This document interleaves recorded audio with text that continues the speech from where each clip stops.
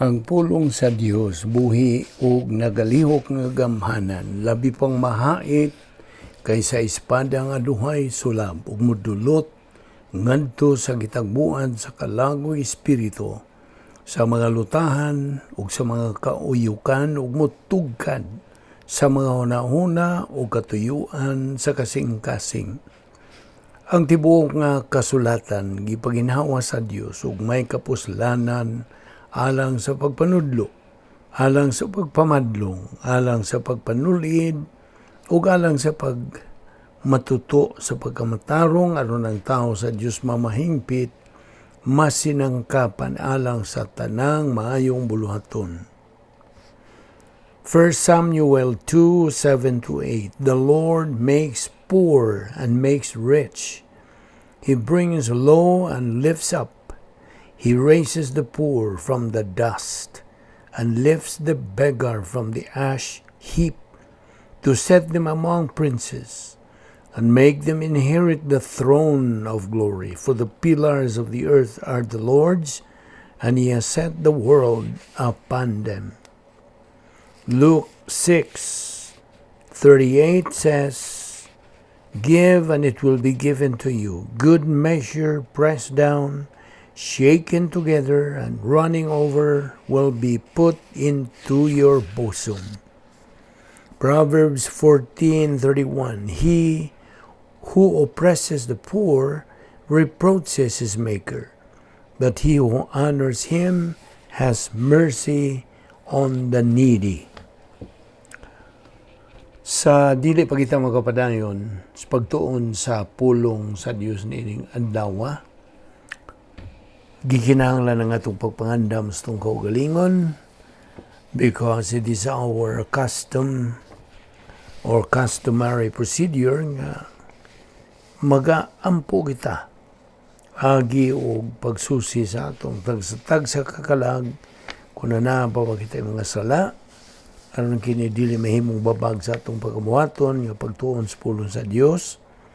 O atong gamiton karon ang prinsipyo sa 1 Juan 1:9 nga naghatag og pagpasaylo diya sa 1 Juan 1:9 kini nagkanayon kung isugid ang atong mga sala, siya kasaligan ug makatarunganon sa iyang saad nga mopasaylo gayud sa tanan tang mga sala ug magahinlo sa tanantang mga kalapasan.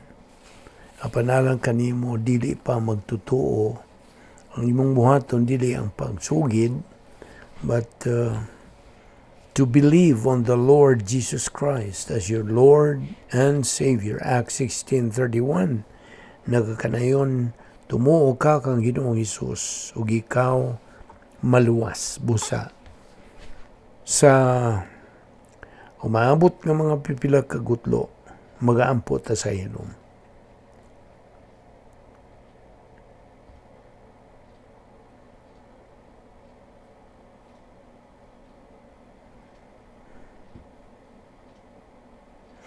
Amahan lamong langit no, nagapasalamat kami kanimo ning lain no sa mga adlaw nga imo gipadangat kanamo, buhi pa kami nining lawas. Kini timailhan nga imong plano nagapadayon pa sa paglihok nganhi sa among kinabuhi. Salamat sa imong grasya, imong kaluoy, imong gugma nga nagalihok diri sa among kinabuhi. Ingon nga imong mga anak. Bani kami karon sa among pagpadayon sa pagtuon sa imong pulong, labi na sa among pagtun-an karong adlaw, pinagis pagtudlo kanamo sa balang Espiritu Santo. Kining tanan among ipasalamatan sa ngalan ni Ginoong Jesucristo. Amen. Welcome sa tanan natong mga subscribers, mga followers, mga higala, atong mga isig ka magtutuo. So, kamong tanan, giabi-abi na usab. Now, the topic we are going to take up today is about the doctrine of divine blessings. Manindot kining maong pagtulunan kay kini may kalabutan na sa atong mga panalangin na unyang mga dawat sa diha nga kita magmalampuson sa atong espirituanong pagkinabuhi. Okay? So, kini nga itong pagtuon niini, this is bilingual. Sagol na ni English ug sa Binisaya. Okay? Unas tanan, ang plano sa Dios nabahin kinis tulo. Ang naguna niini salvation, ikaduha believer in time, ikatulo believer in eternity. Na mga itong pagdupot o concentration karon mao kining ikaduhang bahin of the plan of God. Sumala sa 2 Pedro 3:18 nga patubo ang atong kalag pinagis pagtuon sa pulo sa Dios sa adlaw-adlaw. So, makapadayon kita sa atong spiritual momentum. Spiritual momentum kaning espiritual ng pagbuylo. Aron makabot gyud nato ang tumong nga ipakabot sa Dios kanato nga mao ang espiritual ng pagkahamtong. The third stage kay doon na may tulo ka spiritual levels: baby believer, adolescent believer, and spiritually mature believer. Mo ni ikatulo. So, the capacity stage kining spiritual momentum. Kapila naman nato kinigi bat-bat o pagpatinaw kanimo. Ana I hope nasilsil ng yun nimo nga.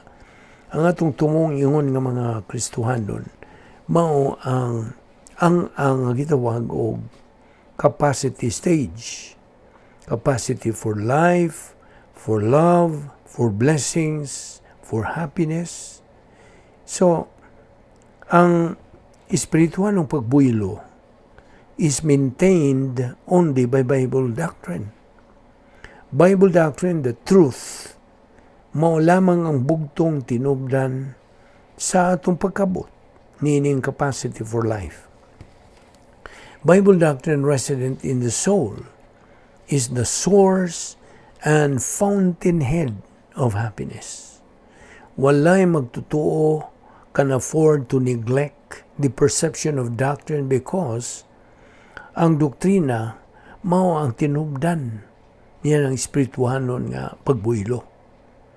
But doctrinal perception is not merely a means to an end, a system of perpetuating capacity for overt prosperity, because doctrinal perception in itself is a reward.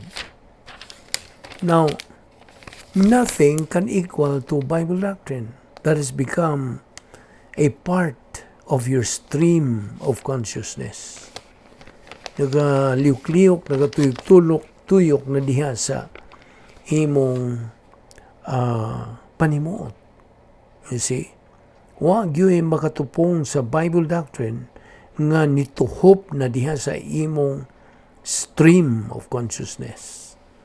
Diha sa imong panimuot. Kaya nga naman, because that has already become, mahimo ka na siya nga tinubdan, the source of all tinubdan sa tanan. Ang pulong sa Dios, Bible doctrine, mao ang tinubdan sa problem-solving devices. Nahinumdum ka? Ining napo ka mga pahagis pagsulbad sa mga suliran? Gisangkap ra gyud ni sa Dios kanatong mga magtutuo. In the life of the believer comes the Word of God nga nagatuyok-tuyok diha sa iyang panimuot. In times of trouble, sa gayon nga naay mga pagpiit, mga pagsuway, and in times of need, ang Biblia as a book will not be able to help you. Really. There are some people who carry their Bibles for their protection kunuhay from temptations. Na uban nga nagdada og Bible anong kunuhay mo'y habak nila o panalipod, protection nila gikas mga panuway. That is why we have to weigh things. We should not be so preoccupied with our emotions. Di ta magpasulabi o pagtagan sa atong pagbati. Ibaw naman ang pagbati, dili lagi makauna-una. Uguay huna-huna ang pagbati.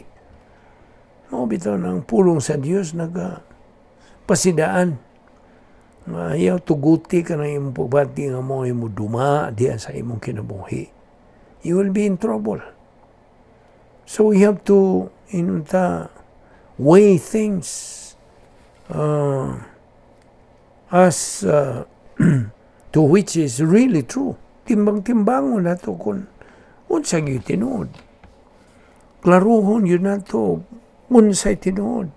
We have to be very sure as to what is true, and that we should not be swayed by our emotion. Dito magpadalagi sa atong pagbati lang. Okay? Tungod kay paminaw ra God. Ang tinuod, listen, ang tinuod, the absolutes in the life of a believer is the truth and nothing else. And the truth has no other source but from God's Word. Ang kamatuoran has no other source. Wala siyang tinubdan kawas lamang diyas pulo sa Dios. Ang doktrina nga na diyas kalag sa magtutuo is the fountainhead of happiness. Temporal blessings or any kind of blessings for that matter are never the source of happiness. Dili. Blessings are the result or byproduct of capacity.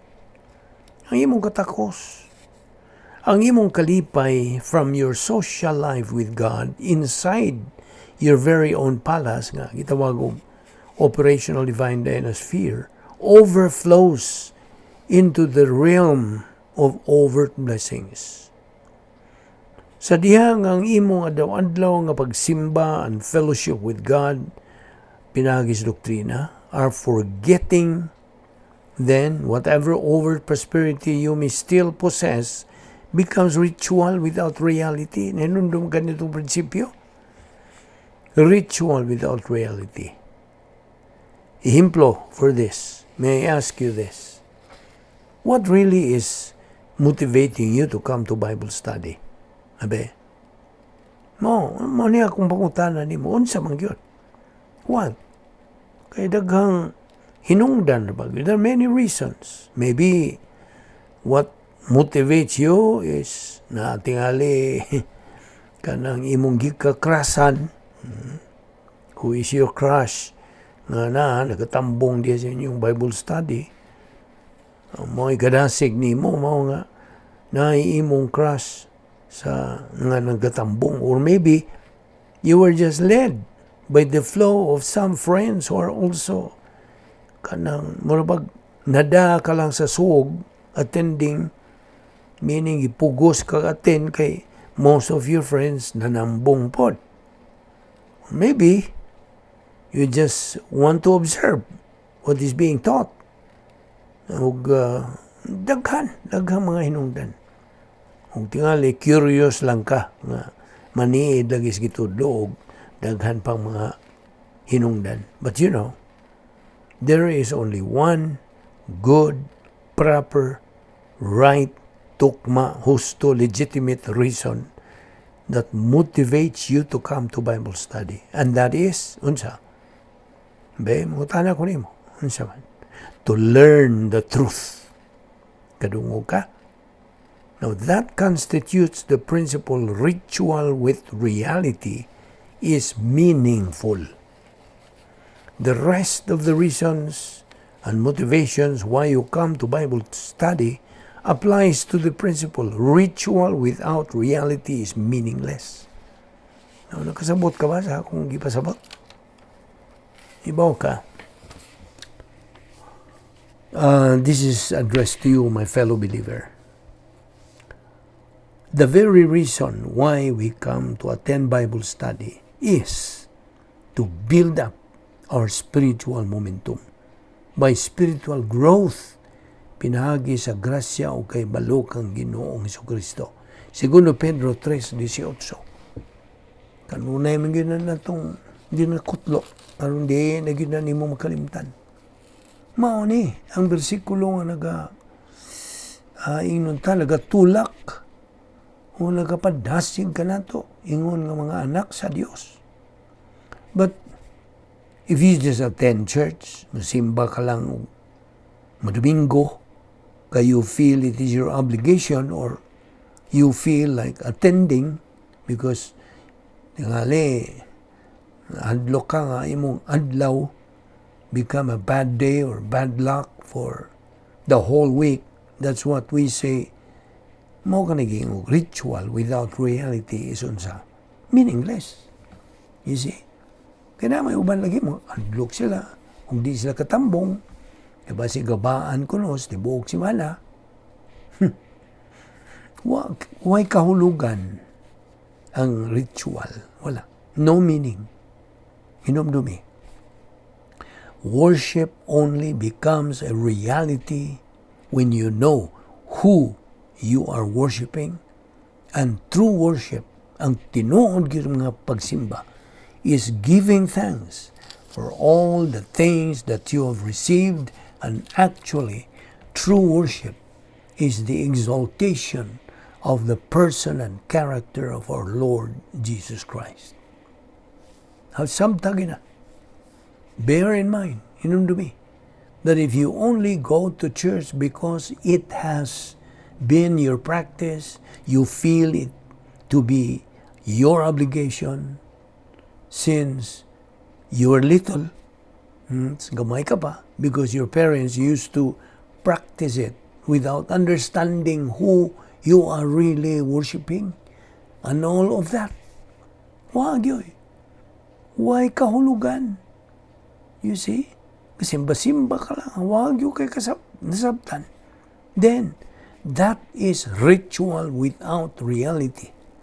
O wag yun na meaning alang kanimo. Kasabot ka? O ginumdumi baya. Remember this. God is real. Tinuol baya ang Diyos, ha? Basig, imong naunang asa magud ang Diyos. You see? Anything that involves God has to be real. In your function and doing the programs that you think are about God, but you never have any understanding to what is the meaning behind those rituals, then you're doing them might make you a failure in your Christian life. See? Sa imong pagbuhat o pagtuman sa mga tulumanon bahin sa Dios nga wa kay nahibawan nga kahulugan o meaning behind those rituals, then ang imong pagbuhat nila mao ka nang makahimo na unya kanimong pildi, a failure sa imong Kristohanong pagkinabuhi. So, the secret of the prosperity test is genuine humility, which enables you to learn capacity and appreciation. Genuine humility motivates obedience to the divine commands to faithfully absorb the Word of God. Sa laing bahin, ang Diyos nagasaad ka nato nga mga magtutuo ni Kristo o mga panalangin. God has promised us, believers in Christ, blessings. He promised us that He is going to pour His blessings on us, and the object of those blessings are us. We are the target. But He can only pour, meaning ang Diyos, can only pour those blessings to believers who have attained the capacity stage. Kadto na nagiya na og katakos. Only spiritually mature believers can receive those blessings. Hinumdumi gid na. Dili man makadawat tong way katakos. So, buuan gyud sa Dios ang iyang mga blessing ibubo sa mga magtutuo nga nanay katakos. Mao na ang atong tumong. God only pours His blessings to believers who have the capacity to receive them. And that is why, if this is the case, we cannot ask. Paminaw. Dili ta makahangyo, makapangaliw po. We cannot ask, we cannot petition, we cannot pray for those blessings. Dili na maampuan nga to sa Dios. Why? Iba ko nga no? Because there's a requirement na ay policy, na ay protocol that is perfect with regards to His pouring us His blessings on us. Kasabot ka? Nailagda Nailagda, protocol, nga hingpit ang Dios bahin sa iyang pagbubo na niya sa maong mga panalangin. Hinumdumi, fellow believer. Paminaw. God is perfect. His plan is perfect. So therefore, He has a perfect standard, a perfect rule, a perfect requirement, a perfect protocol that He has set when it comes to pouring and giving. Nasa sumbanan, nasa pamaagi bahis pag pangapod-apod niya sa iyang mga blessings. Correct? Now here's one thing more. We cannot even pray to God and petition for these blessings. Dili. We cannot understand that. Akong sublion sa pag-ingon kanimo, igsuon nga magtotoo, nga ang Dios ana siya talamdan, na siya kalagdaan, sumbanan, pamaagi, protokol, hingpit ng kanang protokol, that we do not have the right to bend or alter. We don't have the right to alter because God is perfect. Hingpit na good siya. Ano pa mang imo pa man ng baogon o sa usbon? No. Ang iyang protocol bahis pagbubo sa iyang mga panalangin nganhi kanatong mga magtutuo, mao nga patubuon kita diha sa iyang pulong only through the study of His Word on a daily basis. Agi ka nagpagtuman sa iyang mando diha sa 2 Pedro 3:18, grow in grace and in the knowledge of our Lord and Savior Jesus Christ. Pagion kita sto ka mga ang ubahin, level of spiritual growth. Numdum ka? Baby believer, adolescent believer, ug ang kinatasan spiritual maturity believer. Og diha sa maong ang nga may katakos ka ng buuan sa Dios sa iyang panalangin. Klaro na ba ka na? Alang ka mo? Higsoon. Tubo lang. Muna ang tugon sa Dios. Dili ni ato.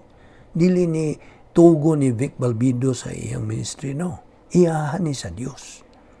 Gigamit lang ni atong ministry. Sabtag na. You see, God is just tapping His foot, just waiting for believers to reach spiritual maturity. Ato ni padayon ugma o ayaw sipyat sa pagsunod ni ining atong series kapag tuon ni nindot kayo ning maong pagtulunan. May tungod sa divine blessings sa Dios. The doctrine of divine blessings. Magampota. Balaan na mo nga Diyos, nagkapasalamat kami kanimo nining imong pagtudlo ka namo. Dugang doktrina, ilabi na nining doktrina sa imong mga panalangin nga imong ibubo ka namo, nga imong mga anak. Salamat o Diyos, bisan dili kami takos niini. Salamat sa imong pagpatinaw ka namo niini. Inaog na. Kadtong nagadungog nining mga anak nimo, makaamgo unta sila. Unsa kami nung danon ang pagtubo diya sa imong pulong. Kining tanan among ipasalamatan sa ngalan ni Ginoong Hesukristo. Amen.